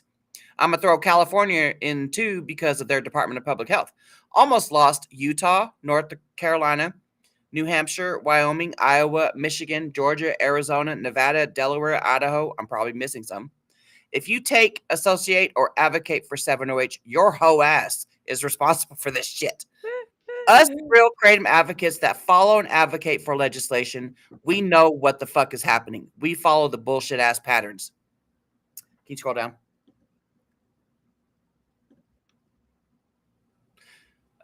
You keep if you don't like cuss words and stuff, put your earmuffs on. You should have done that already. Anyway, if I'm here, you keyboard cuts and grifting gossiping bitches can go to 7OH hell with gasoline granny panties on. You want to play Jordan's video on what he says? Yeah. I do want to say real quick, yes, he did mention Illinois. He said it's always a possibility, but he hasn't heard anything. Mike. But he hasn't heard anything. Here we go. I can feel it already. You might be able to bullshit other people, but I'm not the one. Now, so many people are left behind. You are so incredibly naive and know nothing about the legal landscape of Kratom in the United States. Like yourself that don't understand jack shit. Always love to say, oh, Kratom was always under attack. Yeah. We had 6 states. Well, dude. But it could just be my end. Okay. What about now? You are so incredibly naive and know nothing about the legal landscape of Kratom in the United States. Like yourself that don't understand jack shit. Always love to say, oh, Kratom was always under attack. We had 6 states that already banned it. That all happened after the DEA said they were going to schedule Kratom in 2016. The DEA changed their mind, but those states followed through. Then we had a 9-year gap. Not one single state banned Kratom until Louisiana did in 2025. 9 fucking years of making progress. Mhm. Within a week span, we had 2 governors calling emergency schedulings. How are you this detached from reality? Right. Prior to 7-hydroxy on the market, we had to testify in 15 to 20 hearings per year. Last year, it was 300. That is a 14 to 1900% increase. You might be able to bullshit other people, but I'm not the I one. am. Now, so many people are left behind and have access to nothing because of your foolishness. You are I Yeah. love you. Yeah. Jordan is, just like Mac, just like everybody's throwing their gloves off, and we Yeah. are fed up. Look, how fucking stupid are you? LOL. Every time you ingest kratom, you're also ingesting 7-0, but that's only trace amounts. Stop with the bullshit and lies. You know the shit that makes you feel good every time you take kratom. Yeah, that's 7-0H. The countless lies that kratom dipshits like yourself spew make me laugh. Like, and that's what I'm saying. Keyboard Commando entered the chat. He also said something about damn it. Dropping me on the head. I love Russ. Andrew. I love Andrew. Yeah, me too. And And Connor. also Connor's Connor. Yeah. There's a lot of where in good. the Oh yeah, hell look at that. Shut the fuck up. That Jägermeister is what I'm gonna call that name. I don't know how to pronounce that. So Oh, I think that's the one. 7-0 versus any opiate street drug is a complete safer option. I've taken kratom for 10 years. 7-0H for 3. Worst side effect was the cost and the constipation versus any opiate and death. People who want to ban anything like 7 are fools and deserve to have kratom banned too. we hear that all the time. All the time. Because fuck you banners. And also that was a stupid thing to say. Yeah. The first one I read, I thought it said bananas. Oh, it's not the main alkaline kratom. It's I wish I could find the how many times have you been dropped on your head? It's like whenever I try to go back to the comments, typical banner response. Oh, Stevie Cray is good too. Mm-hmm. Yeah, I can't find, but I mean, they say some crap that's like, dude, how do you not see yourself as being unhinged? I love Justin F. Yeah. I love Justin F. Todd is the absolute king. Todd. Oh my God. You guys ever want to go see comment replies? Go to Todd Underwood's X account. Dude, he don't give a crap, dude. No. But yeah, I mean, if we could, we need to do like a thing about that one day and like just have like I just took a puff of my cigarette. Sorry about that. I should have said something. No, it's okay. Oh, my camera's off. Since the freaking KDA members want to do a video clip of me when I was taking a puff of my cigarette back in October. It wasn't weed. That's so stupid. It's, I might smoke weed maybe once or twice a year now. Yeah. Yeah, social media over there is brutal, dude. On X, yeah. Yeah. X and Reddit are just... there's this guy or girl, I don't know, shit, going back and forth with me right now in a Massachusetts Reddit thread, and I'm just like, you know what? I'm walking away. You ain't gonna be an energy vampire to me today. You know what? I'm living life all happy and shit, Kratom got my back. I'm not even on Kratom today. That's what they try and do. I mean, they try and just... They want to waste your whole day just arguing about the dumbest stuff. Yep. And just like when the name calling and stuff starts, I can't do that. Like, I'm just like, okay. I'll be like, whatever helps you sleep at night, buddy.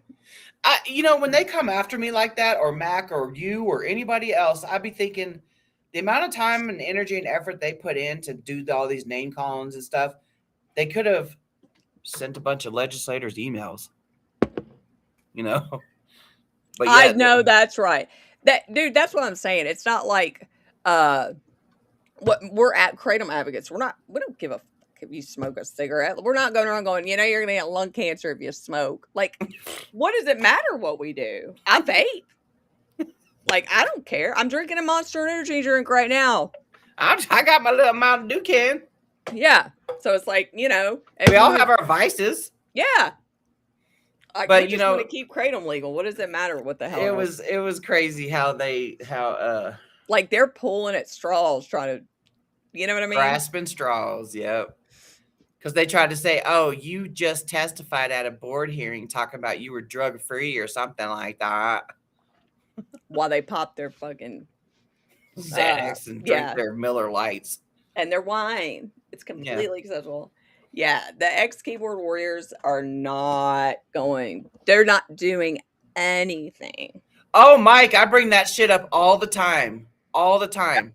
I'm like, and then I throw in the whole fact that we've advocated at over 300 hearings how maybe 2 or 3 708ers showed up, but they also took kratom. They'll be like, well, not every one of them's recorded. It's like, dude, if you have to sit there and say you were there, but it wasn't, come on. We know you weren't there. Yeah. Yeah, I did. I got my hair cut off, Lisa. Yeah. She got the bob.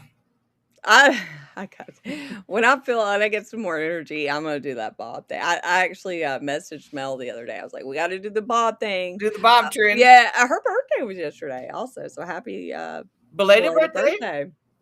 It's birthday weekend, I guess. I guess so. Thank you. Oh, that's coming from a hairdresser. Alicia's a hairdresser. I didn't know that. Wow. She has her own setup and everything, and it is freaking beautiful. I've always wished I knew a hairdresser because, I'll always go to a different person almost every time, and this one was good. The first good haircut I've had in a long time. You are correct, Regulate California now. Dude, that's true. KDA has a better showing at hearings than the 708ers. KDA also has a better showing up than the supposed kratom advocates as well. And that's pretty sad. That's sad.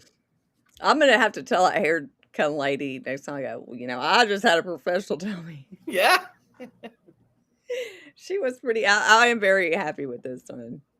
You know what? None of us criticize the 708 consumers. There's a lot of them more duped into it. And they may not know how ridiculous the stuff coming out of the 708 industry's mouth is. But if you're just around for a little bit, you can kind of tell. Yeah. They're spewing lies. Anybody that believes the stuff they say is just selective hearing type of thing. Yep. Regardless if you blame 7 or the AK industry, doesn't matter. We're fucked. Yeah, don't matter. So there's no point in going around and around in a circle. I ain't circle jerking them. Mm-mm.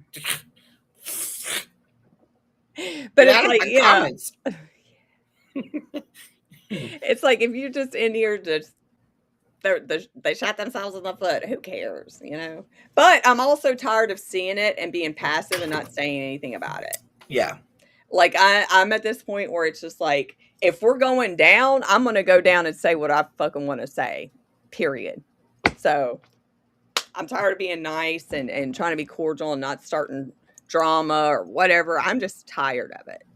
I'm tired of it. And, because they know they don't, half the 708 people that do advocate when they do show up, they don't even mention 708 until the very, very, very, or they'll say, and it's alkaloids. And it's they're not even loud and proud about I hate saying loud and proud now. I'm sorry. Sorry. Mike. That was, I'm not going to put that up here. Yeah, there's a lot of them. There's a lot of chemicals coming up, they're, the cat's claw was just the beginning. Yeah. And Alicia, I'm over the lies of propaganda. I am over the 708ers telling me or us that we are spreading lies and propaganda. We said this I think it was last Saturday. Me and Misty, we are very long time former ex-kratom gals back when it was the kratom gals and not the 708 gals. But we left because just some differences in opinion is all I'm going to say. We left because we started the kratom gals as it was supposed to be advocacy and awareness. Yes. And it shifted. Yeah. So we left and then it shifted even more. Mm-hmm. And so, like, when we started doing it, our only days to do this was Saturday. Like, Yeah. everybody knows that, or everybody, behind the scenes knew that. So, I think someone sent us a clip of her saying something about like there's so and so many hours of the week. I don't know why they. It's like, dude, come on, lady. You know that we did it. I have kids in school. We both have a life, and we're advocating our asses off Monday through Friday at these Monday through hearings. Friday. Like, there's no way we could do it. So that's why it's the same time. And so that's just to clear the air about that. Like, there's no malicious intent or anything like that about it. It's just like the only time that Jimothy. Do you I hear hear my cricket? Jimothy. Yeah. Misty's I hear him. Yeah, Misty's got a cricket. We named him Jimothy. Yeah, we named him after that short spine raccoon. Oh God, yes. No talk screen, but they had, and it's, Twinkle, you know what? Actually, I have to say Twinkle and Amanda do advocate. Good for them. Yeah, But, good. Again, that doesn't, Again, what you're advocating for is taking Kratom down. So right. not good. But yeah, those are the only two that I've ever seen, besides maybe that one person that was in our comments that time was in, like, I think it was Philadelphia or something. I can't remember. But that's it. And Venus has advocated a couple times too. Venus has. Yeah. For Kratom. Madeline, no. No. None. Not even when we were with them. No. None.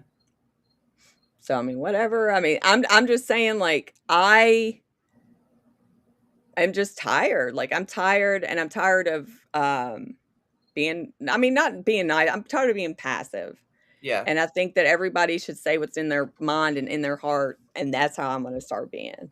Yeah. Instead of passive. Like, I've always been a truth teller when it needs to be said, and I think sometimes I think it's the time that needs to be said. Yeah. Yeah, Venus, she not only has gone to hearings, but she has also advocated and Zoom calls plenty of times. Yeah. She has. So mad respect for that. I will say that. But I will always give people credit when they go and advocate for what they believe in, but dang, do you not see it? Yeah. Like, do you not see that 7OH is why we even have to go advocate? And if that is the case, why in the world would you just constantly attack other people that are advocating for what they believe in? That's almost as bad as KDA. Yeah. At least, like, no. No. Yeah, I took it back. But it's like, there's two things. We're advocating for our things. Why are you going to attack me for advocating for my thing? Mm-hmm. Period. It's not the same thing, and you can't make me think it is. Or, you can't brainwash me. I know what I'm talking about. Yeah. Or I wouldn't be getting my ass up and advocating for something. Yeah. And it's like... Me too. I was sick. Like, I had so many mixed emotions about that Massachusetts ban. I was pissed. Yep. I was really pissed. It's all I could think about. Like, and I mean, Mike, you've been to some of those Massachusetts hearings, man. Like, we've been doing this for over a year, dude. Yeah. He goes to all these. He's be bopping all over to. Yeah, Mike be dancing away. Yeah. So if anybody has shit to say, I mean, Mike, he can call somebody out because he's back behind the scenes advocating. So I'm just saying, like, people need to start being called out for the shit. I'm sorry, that's just how it needs to be. Yeah. And we kept tight-lipped for a long time because Jen and I left. Exactly. There's nothing. Oh, dude, I saw one of those HBO documentaries about chicken. I didn't eat chicken for years because so yeah, dude, you can't unlearn it. Can't unlearn it. God. What was I going to say? Oh, yeah. Well, Jen and I left. We left the Kratom Gals in May of last year. And we have been tight-lipped this whole time, pretty much. Yeah. Since then, And I'm not going to sit here and talk about why the exact reasons why we left. It's silly. Because I'm not going to give you the opportunity to fix your fuck ups. I am not going to do that. No. But For the Misty year, and I both are loyal to a T, and that's why one of the things that drew me to Misty, and why I'm glad I'm her friend, because she's one of the most loyal people I've ever met. I'm the same way. I won't Yeah. even change my damn dishwashing detergent. And if they don't have it at a store, I will go to another store. Like that's just who I am, and that's how you surround yourself with the people that you want to surround yourself with, and that just we weren't feeling it. We're So. not into advocacy to make money or to figure out a stream of income. Or We are to be not in this. popular. No. Amen, Heidi. I tell myself that a lot, but then something else dark happens. I know. I do try not to be pessimistic, but I do know that at the end of the day, truth and goodness prevails. It just, the waiting before it. Mm-hmm. And science. Yeah. And science has prevailed on 7OH, and that's another reason why they're not happy. Well, science on our side, because the 7OH still has not produced any science. After the billions they've made, they have not produced science. Thank you, Leisha. Yeah, thank you, Leisha. We appreciate that. And we're not in this either to divide people to follow us versus them. I think it's good to open, and I think a lot of the things that Mac's been doing and just bringing stuff to light, I think that's the way that I feel like I need to start living. It's just bringing everything that happens and being completely truthful about it. Yeah. There is nothing wrong with the truth. There's nothing wrong with being transparent at all.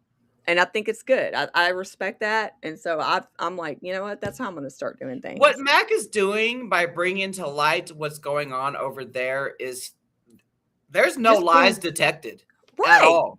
Just being transparent. She's going to make you think there's lies. There's no lies. Yeah.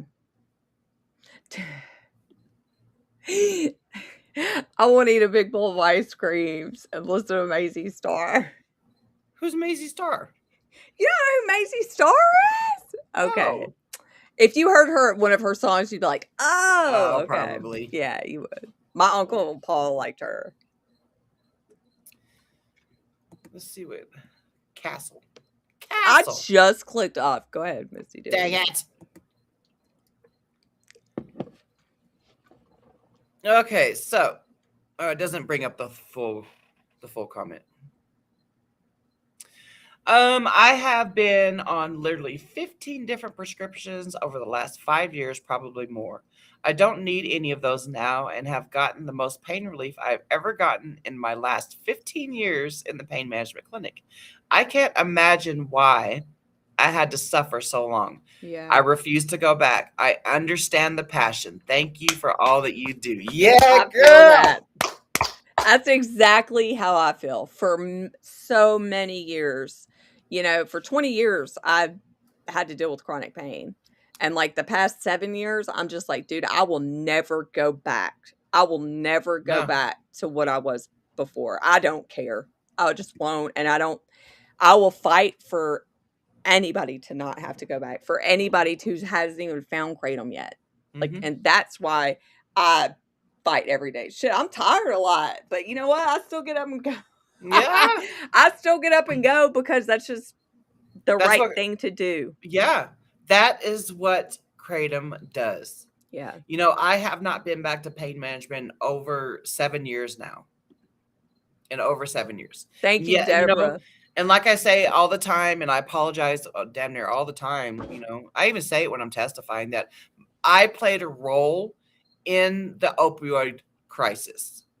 My addiction to the opioids, the pain pills, benzos, and muscle relaxers is why Andrew Kaladi and the government overcorrected. And now today's chronic pain patients cannot get the relief that they once had. Yeah. I am responsible for my part. But a small part. But you do hold accountability for it, which is something that most people don't.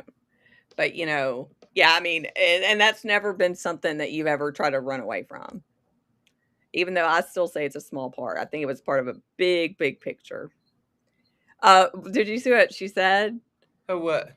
Deborah, she said, I love you both. We'd love you too, Deborah. You're an awesome But chick. yeah, Deborah girl. She said, I want to go get some cereal milk at the Kava Bar or in Nashville. Oh. Yeah, she wasn't with us. Yeah. That was so, I'm telling you, that cinnamon kava drink was literally like Cinnamon Toast Crunch. Yes. Cereal milk. Yep. I forgot what's the name of the one that I got, but mine was good as heck too. Yeah. Man, that was I'm so glad y'all got to come that time. I mean, it did suck, but it was cool. We got to like hang out. Yeah, the Queen of 1994. I'll probably hear it. And be like, okay, that's who that person is. You have made up for that, Misty. Trust me. I mean, you know. I do think about that when you say that in like in your testimony. I'm like, dude, you've made up for it more than anybody else could have, you know? Because it's what I use kratom, natural kratom. I use the plain leaf powder. That's what I use for my chronic pain relief now, and my anxiety relief, and my depression relief. Yeah. You know, and what I feel like the way that I could pay it forward or pay back what I did was by trying to keep kratom legal so that the next Misty can find it. Because when I found it in 2019, I had no idea that kratom was a thing on this earth. Yeah. I would have probably gotten out of active addiction way sooner. I probably could have saved my mom, my dad, you know? Yep. I think about that too, and I'm like, God, this could have been life instead of fucking pill counting every month. Pill counting every month and being miserable anyway. But, you know, I think it makes us appreciate it more. Having to go through Yeah, Alicia, me and you have talked about this numerous times. You know, it's like, I'm so ashamed that I brought that burden on folks that need opioids. I am too, you know, and me and you have did our own like telephone therapy on this. You know, it's like, yeah, and because of the Andrew Kolodny and the Andrew Kolodnys of the world, Killer Kolodny. Yeah, Killer Colonoscopy. Killer Kolodny. Yeah. Killer Colonoscopy. Yep.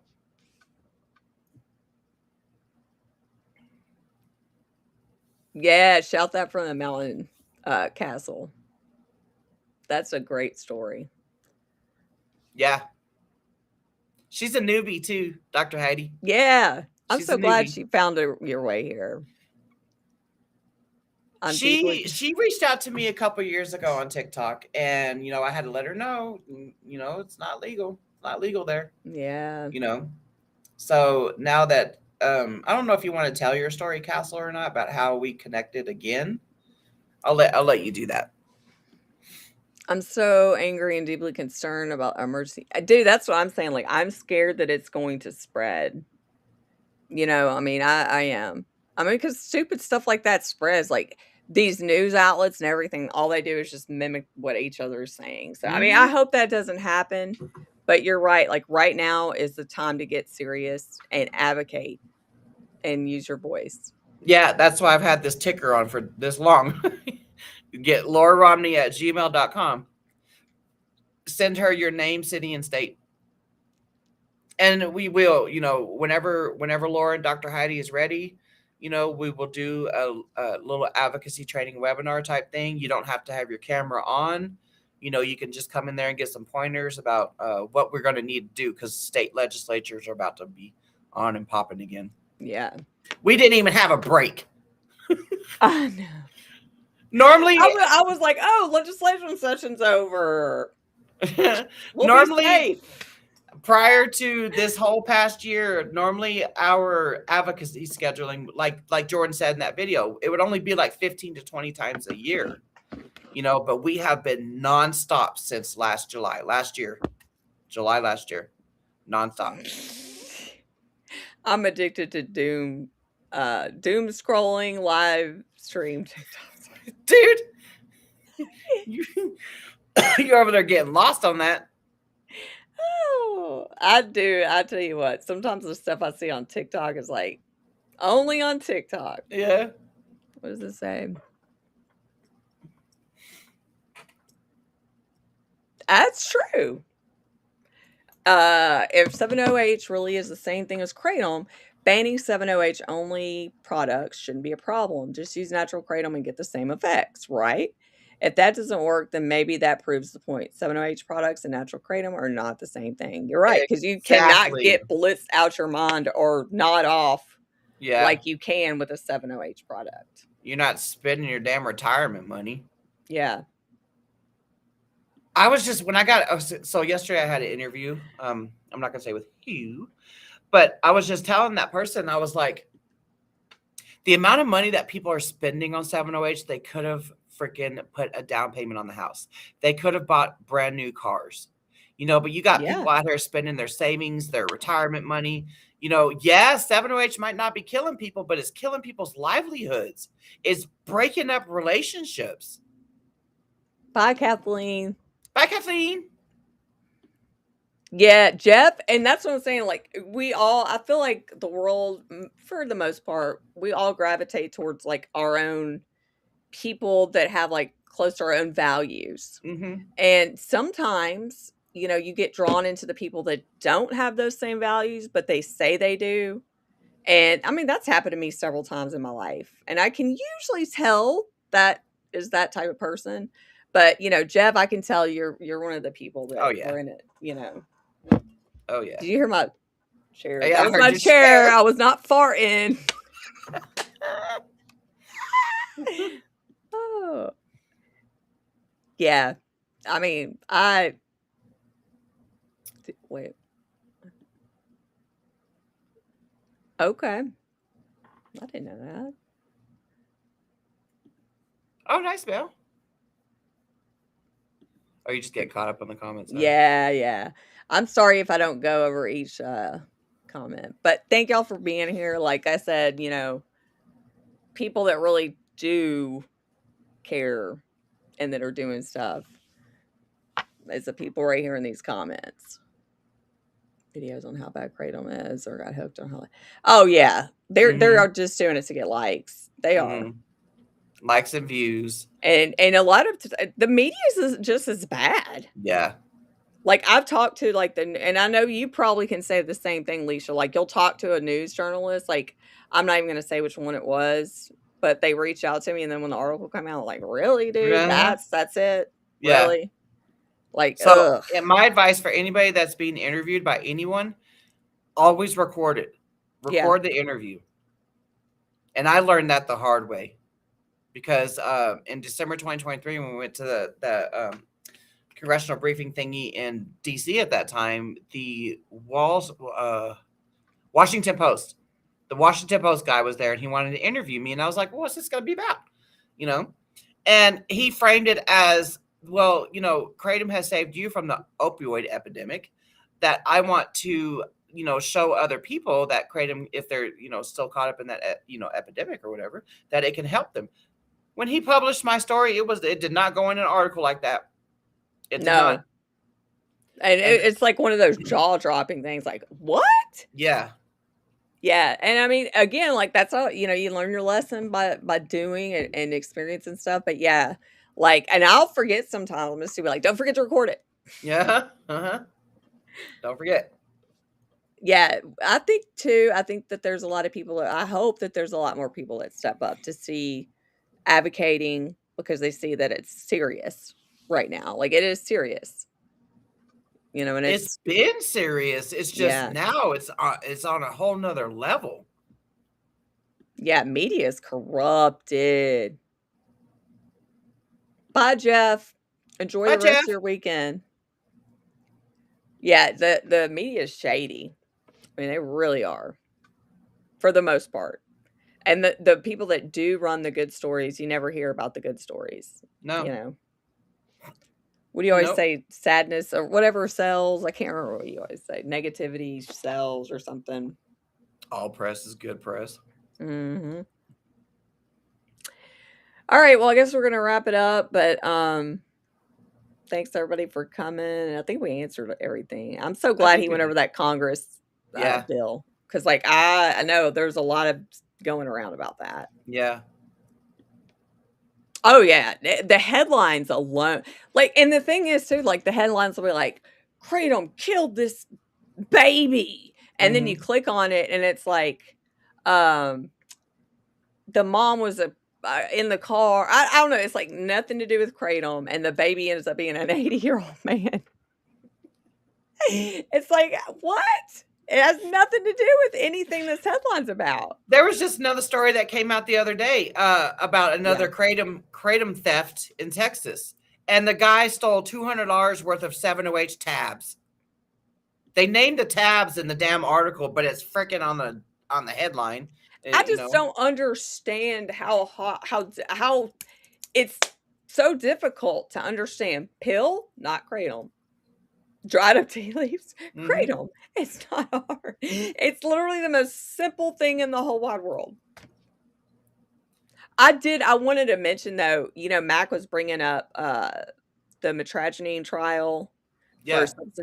And I know somebody was going off the other day on Facebook about that, about like, oh, they've been trying to make kratom a pharmaceutical. And my thing is like, you can buy aspirin that's FDA approved and in a bottle, but you can also still go buy willow bark.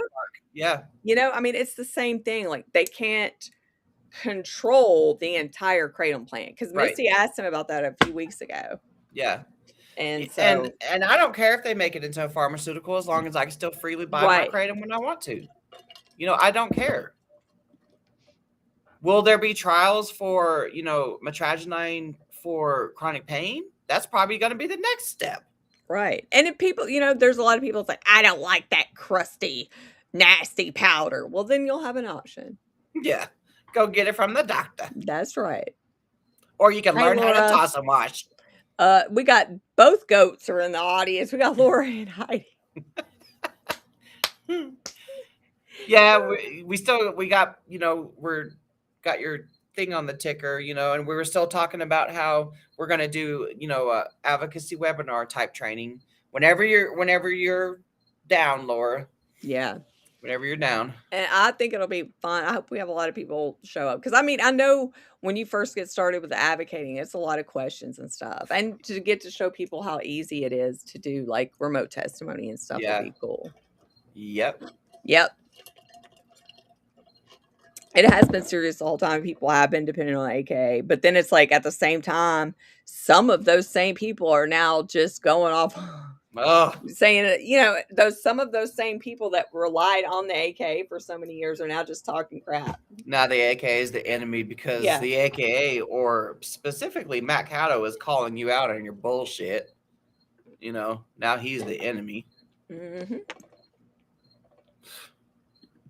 I swear, not all kratom advocates are created equal, y'all. Facts. Yeah. And we'll end it with that. Everybody have a great weekend. Yeah. Y'all have a great weekend, and we'll see y'all next Saturday. Bye, everybody.